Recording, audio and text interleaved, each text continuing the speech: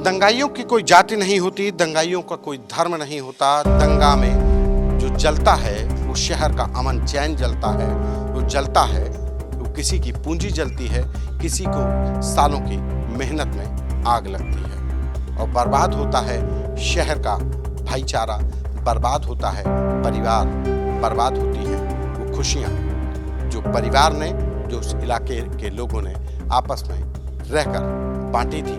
लेकिन उसमें किसी भी दंगे की आग से ऐसे ही आग की लपटों में वो सब झुलस कर राख हो जाता है। हाथों पर लगी ये कालिक बहराइच के अमन चैन पर लगी, ये कालिक हिंदू मुस्लिम एकता पर लगी और ये कालिक अनूप शुक्ला के उन हाथों पर लगी है जिनके शोरूम को बीते 14 तारीख को दंगाइयों ने जला दिया। अनूप शुक्ला हमारे साथ हैं। बहराइच के महसी इलाके में उनके बाइक का एक बड़ा शोरूम था। जब दुर्गा मूर्ति विसर्जन के दौरान दंगा हुआ, हिंसा में रामगोपाल मिश्रा की गोली मारकर हत्या कर दी, तो गुस्साए लोगों ने रामगोपाल मिश्रा के शव को जिला मुख्यालय से शव को रखकर पोस्टमार्टम करने के बाद वहाँ पर फसाद शुरू हुआ और उसके बाद लोगों में आक्रोश बढ़ता गया। और उसके बाद जब डेड बॉडी को लोग लेकर आने लगे तो रास्ते में जो कुछ मिला उसको आग के हवाले कर दिया गया। और इस दंगे की आग में, इस फसाद की आग में अनूप कुमार शुक्ला का ये शोरूम भी है। ये महाराजगंज के रास्ते में पड़ने वाला ये शोरूम है। देखिए दुकान में किस तरीके से आग लगाई गई। पक्की दुकान है, सीमेंटेड दुकान है, लेकिन जिस तरीके से आग लगाई गई तो आग बाहर तक अभी तक कालिक लगी है।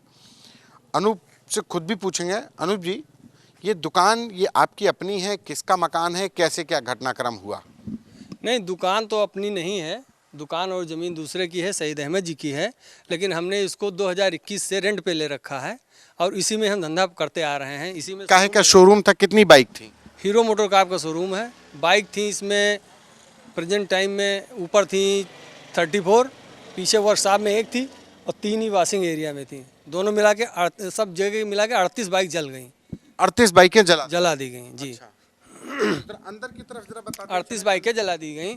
और पार्ट्स का एक कॉर्नर पे सेक्शन था, वो जला दिया गया पूरी तरीके से। ये देखिए ये किस तरीके से बाइक जली है। ये वॉशिंग एरिया का है? जी जी, इधर वॉशिंग होती है, इधर गाड़ी खड़ी रहती है। ये भी न्यू गाड़ी है, सब नई गाड़ियाँ हैं। ये सब नई गाड़ी? जी जी जी। ये जिस तरीके से आग लगाई गई और ये इसको आगे बढ़ करके अब ये यहाँ पर शोरूम होगा है? ये वर्कशॉप है, शोरूम उधर वाला शटर चल नहीं रहा है सही से, इधर से निकला है। तो ये इस वजह से इधर से हम निकाले हैं। ये वर्कशॉप है, इधर सर्विस होती थी बाइकों की। अच्छा। ये सर्विस सेक्शन है, ये सर्विस एरिया इसको कहते हैं। अच्छा, ये सर्विस एरिया है? जी जी, ये यहाँ था हवा नापने वाली मशीन, प्रेशर। अच्छा। ये कस्टमर लान था। ये कुर्सियाँ पड़ी हैं, इसमें टीवी लगी थी, पानी का गैलन रखा था, ये सब था। सब कुछ तहस नहस हो गया, जलकर खाक हो गया। रैंप है बाइक का। ये नई स्कूटर खरीदी, कस्टमर ने पसंद करके पीछे खड़ा करा दिया था कि ये हमारा जो है इस कलर का है और हम संभवतः 2 दिन बाद लेंगे तो हो सकता है ये न मिले, इसलिए उसने वहाँ पसंदीदा से पीछे, हाँ जी जी, पसंदीदा कलर थी कस्टमर का।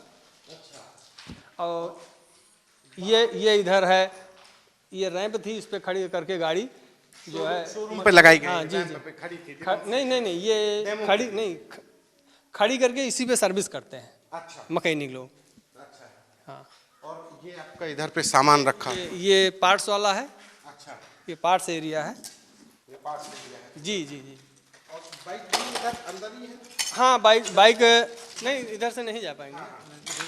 अच्छा, अंदर चलते हैं। किस तरीके से देखिए पूरा सामान, आप ये तस्वीरें देख करके अंदाज़ा लगाइए कि कितनी भयानक आग थी और किस तरीके से आग लगाई गई। उन जो भी लोग दंगाई थे, दंगाइयों का जाति धर्म नहीं होता, लेकिन उनके पास इंतज़ाम कितने भीषण थे। ये बड़ी साजिश कि गुस्से में आकर के दंगा हुआ, फसाद हुआ, युवक की गोली मार करके हत्या कर दी गई। गुस्सा अलग चीज़ है, लेकिन गुस्से के बाद आगजनी के लिए जो इंतज़ाम किए गए वो बता रहे हैं कि कितने भयानक इंतज़ाम थे उनके पास। ये काउंटर था, इसी में काउंटर में शायद लोगों को अंदाज़ा नहीं था कि इसमें 4 लाख रुपए भी रखे हैं। तो नोट भी जल गए? वो नोट भी जल गए इसी में।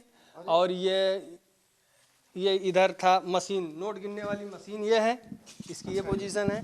ये सिस्टम था, कंप्यूटर का। ये देखिए, ये नोट गिनने वाली मशीन रखी थी, ये पूरी ये मशीन थी, और ये कंप्यूटर ये था कंप्यूटर का पीएस लगा हुआ है। जी। और ये यहाँ प्रिंटर था, ये उस साइड में सब तोड़-फोड़ कर दिया गया, सब इसी में जल गया। और ये इधर पे बाइक खड़ी ये है। हाँ, ये इधर बाइक जरा है। आप आगे बढ़ते हैं, आगे ये शोरूम का हिस्सा है, ये जहाँ पे जी, अभी आप शोरूम अमूमन है, शोरूम है। जब शोरूम में घुसते हैं तो लाइन से जो बाइक्स खड़ी होती हैं, वो आप देखिए कि ये नई गाड़ियाँ कैसे आज कबाड़ हो गई हैं। ये कितनी गाड़ियाँ? 34 गाड़ियाँ खड़ी थी। ये यहाँ 34 गाड़ी थी। ये सब कौन सी गाड़ियाँ थी, क्या लागत हो? ये हीरो मोटोकार में जो भी गाड़ी है, सब सारे मॉडल थे। सुपर था, सुपर स्प्लेंडर था, ये स्प्लेंडर प्लस था, एचएफ डीलक्स था, एक्सट्रीम था, 160, 125, पैसन प्लस था, और इधर स्कूटर थे। ये सब, ये हीरो में मिनिमम गाड़ी आप 1 लाख के लगभग होती है। डीलक्स थोड़ा कम की होती है। डीलक्स एचएफ डीलक्स जो है वो होती है 90 के लगभग, और बाकी सब गाड़ियाँ 1 लाख से 1 लाख से ऊपर होती हैं। हाँ। 1 लाख 1,000, 1 लाख 2,000 तो ऐसे होती हैं। इस हिसाब से 34 गाड़ियाँ थी आप। स्टीम में 160 जो है, ये 2 गाड़ी थी, और ये इनकी कीमत है 1,75,000 अच्छा, एक गाड़ी की। और 2 गाड़ियाँ थी। 2 गाड़ियाँ थी। तो 3-3.5 लाख की तो 2 गाड़ियाँ। यही हो गई। इसी सब मिला करके कितना नुकसान? कुल मिला के 50 लाख का लगभग नुकसान हुआ है। 50 लाख का नुकसान हो गया। जी जी जी जी। अच्छा, अब ये हम राउंड फिगर में 38 लाख की तो गाड़ी हो गई, 38-40 लाख की, और 4 लाख कैश कैश हो गया। 2-3 लाख रुपए का तो सिस्टम ये था, ये जल गया। पार्ट्स भी था। बची भी हैं गाड़ियाँ, गोदाम में कहीं बच गई हैं।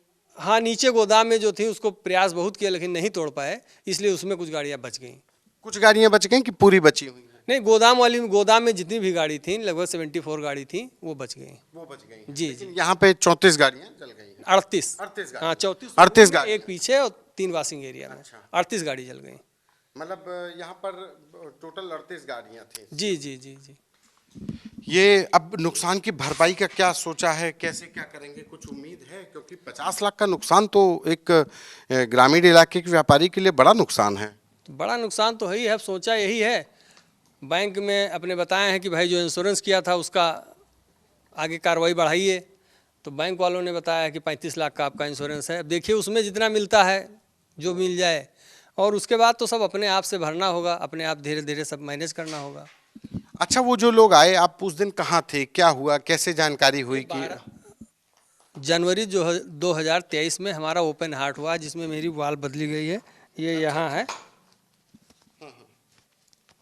ये ओपन हार्ट मेदांता, जी हार्ट का ऑपरेशन हुआ है मेदांता गुड़गांव में, डॉक्टर नरेश त्रेहन के द्वारा, उनकी टीम के द्वारा हुआ है।